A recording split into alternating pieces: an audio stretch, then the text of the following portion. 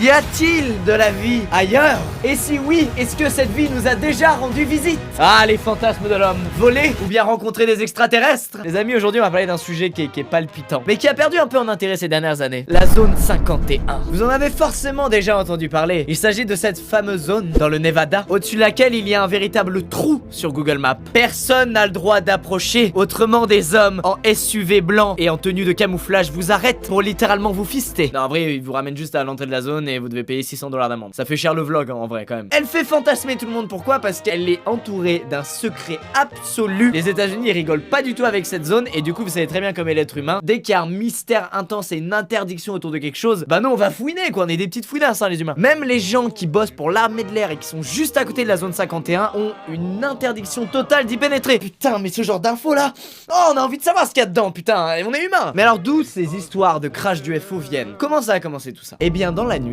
du mercredi 2 juillet 1947, date à laquelle ma grand-mère avait l'âge moyen de mon public, c'est fou. Dans le ciel de Roswell se fait entendre une énorme explosion suivie d'un éclair lumineux. Mais il ne s'agit pas d'orage, non non non. Le lendemain, un fermier découvre sur son terrain des débris. Il est habitué à voir des ballons météorologiques se cracher, mais là, ça avait pas du tout la même gueule. Il appelle alors le shérif, qui appelle alors l'armée de l'air de Roswell, qui appelle alors l'armée de l'air tout court. Bref, des mecs arrivent, récupèrent tous les débris et lui disent: ah, encore un ballon météorologique qui s'est craché, zut, dommage, on n'aura pas la météo pendant 7 jours. Ou peut-être était-ce un ovni. Bref, la presse s'empare de l'affaire, ça fait les titres, tout le monde en parle, c'est incroyable. Tout le monde s'est dit: ok, autour de cet endroit il se passe des choses bizarres, on veut pas trop nous dire. Alors, personne n'a la vérité absolue sur ce qui s'est passé, à moins que vous faisiez partie des gens qui ont ramassé les débris. Faut savoir qu'à l'époque, dans ces eaux-là, c'était la guerre froide et que du coup, c'était un peu la guerre de l'espionnage. Les Américains espionnaient les Soviétiques espionnaient les Américains. Il y a donc deux écoles, celle qui pense que c'était bel et bien un ovni qui s'est crashé à Roswell ce jour-là, et celle qui pense que c'était un prototype d'avion des États-Unis. Il y avait pas mal de crashs, on testait, l'aviation c'était pas comme maintenant en plus de ça. Alors, qu'est-ce qu'on en pense? Il y a une vidéo que j'ai vue il y a quelques années qui était un peu choquante d'ailleurs, c'est l'autopsie de Roswell, ça s'appelle. Et en gros, c'est une vidéo de deux mecs qui sont en train de faire une autopsie de ce qui ressemble à un extraterrestre. Allez sur YouTube, je vous laisse aller voir. Moi, je vous la mets pas parce que sinon ma vidéo va être démonétisée, donc j'aurai un peu le seum. Je préfère être franc avec vous. Alors, cette vidéo, elle est vieille, elle date de 95. Pendant longtemps, beaucoup de gens y ont cru. Ça a amplifié le mythe qu'il y avait autour du crash de Roswell. Sauf que c'est un putain de fake. Excellent! Un fake de qualité, on n'est pas sur n'importe quel fake, hein. Là sur une échelle de 0 à Greg Guillotin, on est à 18, c'est vraiment bien fait. Mais ça fait chier parce que tous les gens qui croyaient aux ovnis auraient aimé que ce truc là soit vrai et valide la théorie de l'existence de vie extraterrestre qui nous a rendu visite. Alors, en 2013, il y a un rapport très cool qui a été déclassifié puisqu'il parle du programme des avions espions U-2. On cherche donc un endroit pour tester ces prototypes sans que ce soit grillé, un truc bien à l'abri, et on trouve cet endroit entre la zone militaire du Nellis et le site d'essai nucléaire du Nevada. On commence alors dans les années 50 à tester ces fameux U-2, mais ça ne passe pas inaperçu. Plein de gens remarquent ces apparitions dans le ciel et vu que l'État ne peut pas donner d'explication, on a donc une spéculation de théories qui arrive, et la théorie qui fait le plus kiffer les gens, c'est de se dire: bah putain, il y a des ovnis. Et je peux vous dire que si j'avais été en vie à cette époque-là, mon gars, j'aurais été le leader de la théorie des ovnis parce qu'on a envie d'y croire, c'est trop bien. Il y a alors eu plein de projets d'avions espions qui se sont enchaînés et qui étaient testés dans cette zone. Il y a alors un scientifique qui s'appelle Robert Scott Lazar qui dit avoir travaillé dans la zone 51. À la télé, il le dit, le con, c'est un ouf. Il a donné pas mal de détails sur où il travaillait dans la zone 51, c'est en ça que c'était assez crédible son interview. Et il a aussi révélé des trucs qu'il aurait probablement pas dû révéler, si c'est vrai. Le premier disque que je vis, je crois que c'était la seconde fois que je me rendais là-bas, ou plutôt la troisième. Lorsque je l'ai vu, ça m'a frappé et je me suis dit que ça expliquait toutes les apparitions d'ovnis. Je n'avais pas l'idée qu'il s'agissait d'un engin extraterrestre, mais qu'il devait s'agir d'une sorte de forme avancée de chasseur sur lequel nous travaillions depuis des années. J'ai compris aussi ce que nous faisions. Nous ne fabriquions pas cet engin, nous tentions de comprendre comment il était fait. Nous tentions de le reproduire. Attendez, vous voulez dire que on peut trouver dans la zone 51 certains véhicules que nous n'avons pas fabriqués, mais qui viennent d'ailleurs et que nous essayons de comprendre. Des mythes! Ils employaient un générateur de gravité pour que l'engin quitte le sol. Et d'une manière opposée à celle que nous utilisons pour un avion. Une fois que c'est dans l'air, nous considérons qu'une poussée ou une autre force venant de l'arrière va le précipiter vers l'avant. Les engins fonctionnaient d'une manière totalement contraire à ce principe. Ce qu'il faisait, une fois en stationnement dans les airs, c'est suspendre la gravité. Wow! On le saurait si on contrôlait la gravité quand même. À moins que le gouvernement nous le cache car ils ont des intérêts secrets à ne pas nous montrer maintenant. Bon, Bob Lazar et tout, l'interview elle fait rêver le petit blême. Et ah oui, il faut toujours qu'il y ait un petit problème, vous savez bien. C'est qu'en 93, il y a une enquête qui montre qu'il a jamais travaillé à la zone 51. Eh oui, on est déçus. Ou alors, peut-être y a-t-il vraiment travaillé, mais la CIA a effacé son historique. Et je parle pas de celui de ton Google Chrome rempli de sites de cul. Il s'est donc défendu en disant que bien évidemment, vu ce qu'il avait dit, ils allaient essayer de le décrédibiliser pour que les gens se disent que tout ce qu'il dit est faux et qu'il veut juste faire du buzz. Alors tout ça c'est bien beau, mais qu'est-ce qu'on fait dans la zone 51? Je me fous Est-ce qu'on met juste au point des prototypes militaires des guerres de demain, et j'espère qu'il n'y en aura pas? Ou alors est-ce que c'est ultra secret parce que ça comporte des infos qu'on n'est pas prêt à accepter, comme le passage d'une vie extraterrestre sur Terre? Vous savez ce qu'on va faire? On va regarder des vidéos sur YouTube qui nous diront la vérité. Alors, regardez-moi cette vidéo que quelqu'un a récupérée de la zone 51. Il s'agit d'un alien détenu en captivité, accroupi dans son coin. Oh non, le flash quoi. Oh là là, il va voir la caméra bien évidemment.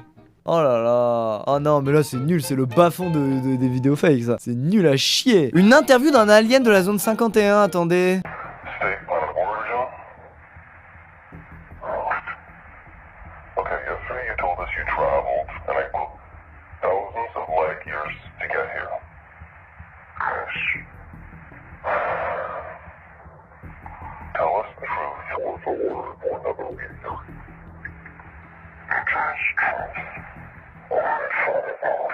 C'est très bien fait en tout cas, hein. J'ai très envie d'avoir une marionnette de cette qualité pour faire des spectacles de ventriloque à travers la France. Oh putain, un alien filmé dans la zone 50. En plus ce qui est génial c'est que genre ils ont réussi à filmer un truc de la zone 51, alors que quand t'es à des dizaines de kilomètres de la zone 51, tu te fais déjà exploser par les camo guys qui viennent te dégager. Ah pardon, excuse-moi je parle vite. En printemps 2016, il y a des vidéos qui ont leaké et qui venaient d'un individu disant qu'il a été un employé du gouvernement et qu'il a travaillé dans la zone 51. En tout cas ce qui est sûr c'est que mec, quand tu travailles dans la zone 51, t'as vraiment les meilleures caméras de la planète à ta disposition, donc on va trop bien voir sur la vidéo, c'est sûr. Enfin une vraie preuve, ça va être stylé. Oh my head. What the fuck am I?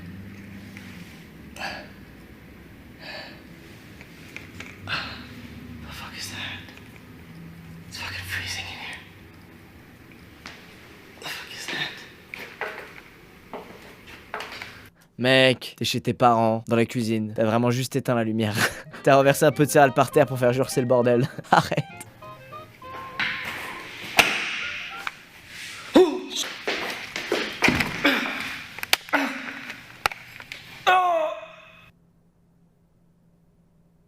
Mais putain, il t'a fait mal? Il t'a fait mal ou c'est un orgasme parce qu'il était extrêmement sexy pour un alien?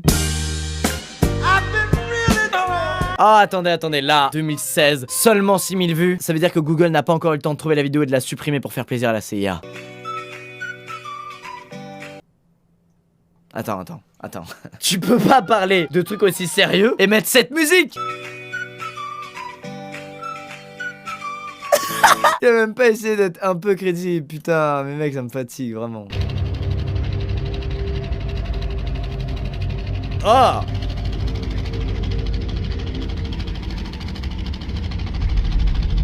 Ah, il est pas beau du tout. Je me dis pourquoi s'il y avait des aliens, s'il y avait de la vie ailleurs, pourquoi bizarrement ils nous ressembleraient énormément. Alors que ça se trouve, les conditions réunies pour qu'ils vivent, c'est pas du tout les mêmes que pour la planète Terre, tu vois. Ça se trouve, ils ont pas besoin d'oxygène pour vivre, ils ont besoin d'un autre truc, et du coup ils ont pas besoin de poumons ou de faim, tu vois. On les présente toujours avec 2 trous du nez, 2 cavités pour les yeux, 2 machins. Ils sont toujours faits à notre image un peu les aliens, alors que ça se trouve, ils nous ressemblent mais zéro. Ça se trouve, ils font 4 cm, on sait pas. Attendez, Bill Clinton qui dit que les UFO existent. If I was president, the first thing I would do after putting my hand on that Bible and taking that oath, I would run to the White House.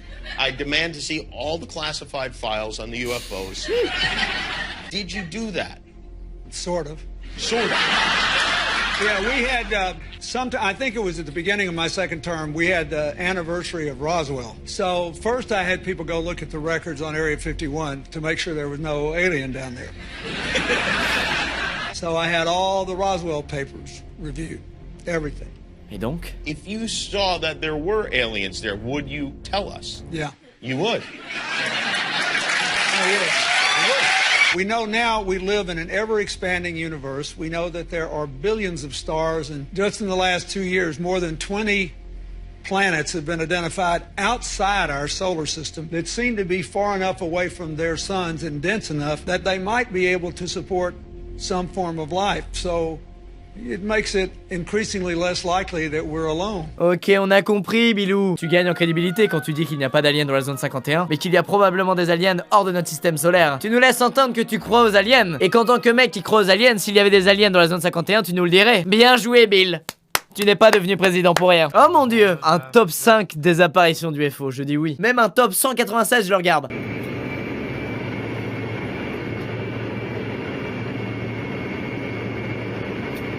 Attends, c'est les 3 trucs lumineux là qui sont censés être des UFO? Mais non.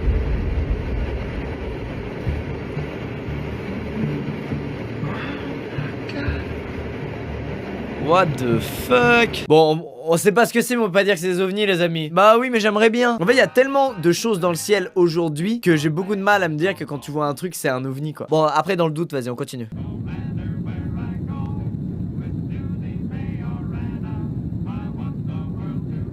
Quoi, j'ai pas vu?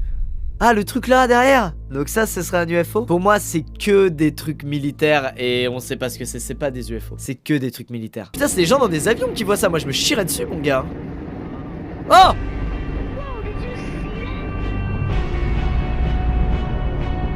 Ça, par exemple, ça paraît plus réel. Ah, je commence à me sentir pas bien. Ah! Oh mon dieu! Ah! Ah mon dieu, il faut une sortie entre copains. Ah! Oh mon corps, je peux plus là. Oh!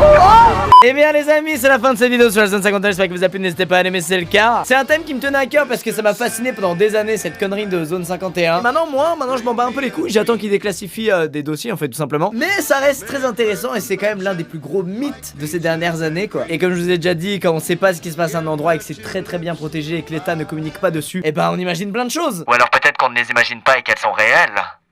Abonnez-vous. Je suis persuadé qu'il y a de la vie ailleurs, que ce soit un truc d'un micro-millimètre ou un truc immense ou juste une cellule ou... Mais voilà, il y a forcément de la vie quelque part, je suis convaincu. Après peut-être que nos chemins ne se croiseront jamais et c'est pas plus mal. Dans l'éventualité où ça partirait en guerre, bah on passe à côté, c'est très bien. Mais vraiment, quand tu regardes la Voie lactée, les galaxies, les planètes et tout, moi c'est un truc qui me fascine, vous savez. Et je me dis, mais c'est sûr qu'il y a de la vie ailleurs, putain. En tout cas, j'ai envie d'y croire. Allez, j'arrête de vous emmerder avec toutes ces bêtises, je vous fais plein de bisous. Je vous dis à très vite dans une prochaine vidéo. Au revoir.